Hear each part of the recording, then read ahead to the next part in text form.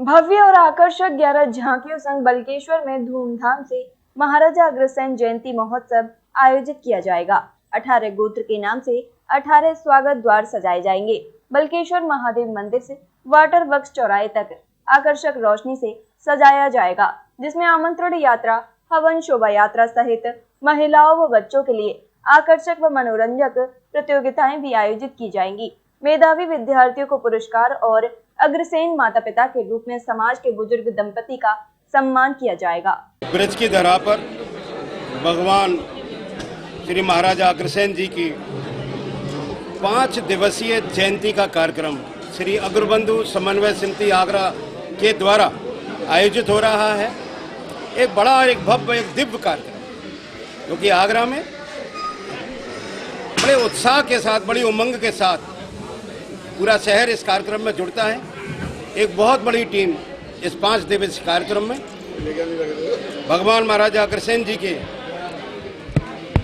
कार्यक्रमों को, उनके संदेश को शोभा यात्रा के रूप में एक बड़ी शोभा यात्रा उस क्षेत्र में, जिसमें हजारों की संख्या में लोगों की सहभागिता होती है, और माताओं महिलाओं के भी बड़े कार्यक्रम, जिसमें मेहंदी प्रतियोगिता से लेकर और मान सम्मान की एक पूरी परंपरा, संस्कृति और पूरे जोश से लबालब होकर अग्रबंधु समन्वय समिति की जो कार्यक्रम आयोजन 5147वीं जयंती का जो आयोजन हो रहा है, निश्चित ही एक बड़ा आयोजन, पूरे शहर के लिए एक संदेश, एक मैसेज। बहुत बहुत अभिनंदन और स्वागत उन सभी लोगों का जो कि इस आयोजन में आएंगे।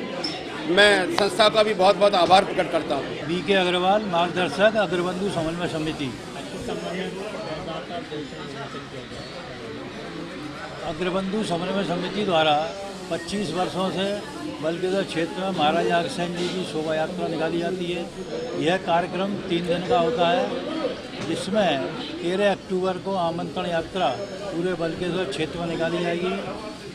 13 अक्टूबर को प्रातः 7 बजे बल्केश्वर महादेव मंदिर से प्रारंभ होकर समस्त क्षेत्रों में घूमते हुए श्री बनवारी लाल जिंदल, जो हमारे संरक्षक हैं, उनके निवास पर संपन्न होगी।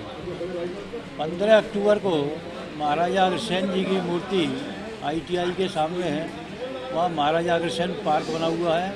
उस पार्क में सुबह 11 बजे हवन का कार्यक्रम किया जाएगा, और शाम को 6 बजे बल्केश्वर महादेव मंदिर से बल्केश्वर चौराहा होती हुई अग्रवन पर हमारी शोभा यात्रा संपन्न होगी।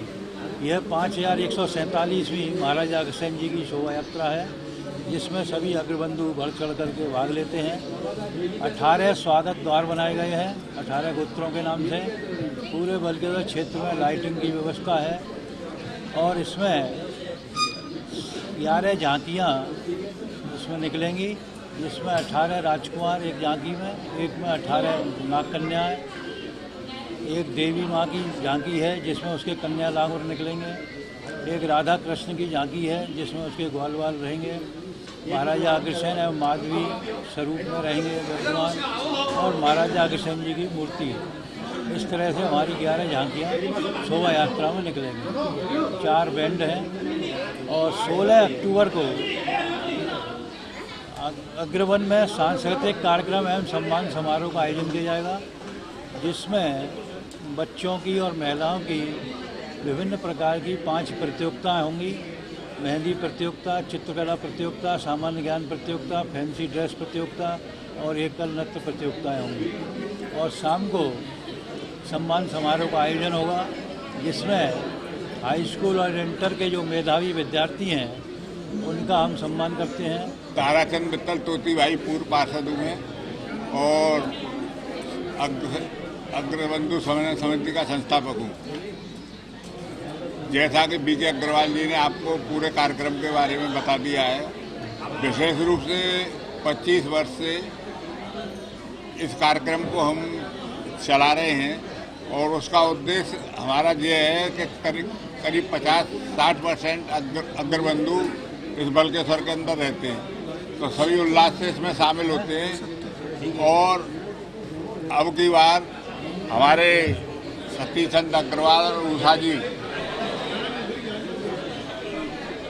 अग्रसेन जी और माधवी जी बनी हैं, उनका आशीर्वाद हमें मिला हुआ है। तीसरे अग्रगुरु शिरोमणि के जो उनका स्वागत किया जाएगा श्री राम जी हैं, श्री राम ज्वेलर्स वाले। तो मैं एक बात तो सब हमारे बीके अग्रवाल जी ने कह दी, विशेष रूप से मैं पूरे आगरे को आमंत्रित करता हूं और निवेदन करता हूं। मैं सतीश चंद्र अग्रवाल शिवपुरी बल्केश्वर आगरा का रहने वाला हूं और